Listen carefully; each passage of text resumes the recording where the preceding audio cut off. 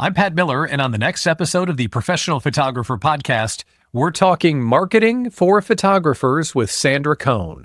If I could go back in time, I would tell myself like, hey, guess what?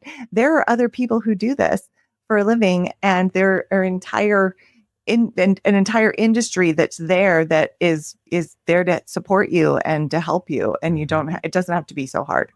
You don't have to do it alone. First of all, most photographers are, if you're a family photographer, if you're a wedding photographer, if you're a headshot photographer, you're working with people in moments in their life where they feel could be very vulnerable, could be very emotional, right? So there's this real human element to it that is important.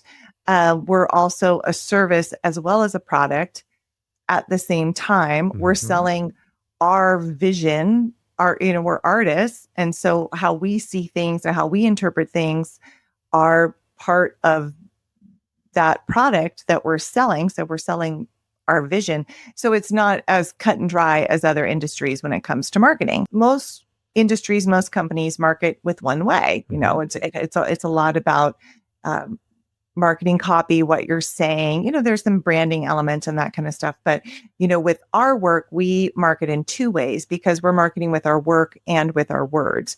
And really understanding how those are separate and then also where they overlap is, I think, the magic of creating a really solid marketing system for photography businesses. And that's why I love to teach. I'm really passionate about it because I think it's really fun, because once you get it working, once you get both of those dialed in and working together, it's really fun to see it take off. I think really tapping into that authentic voice is about putting on the blinders, which is hard in today's social media age, but really putting on the blinders and only looking at your work and really leaning into like, what do you love? What could you do 1,000 times?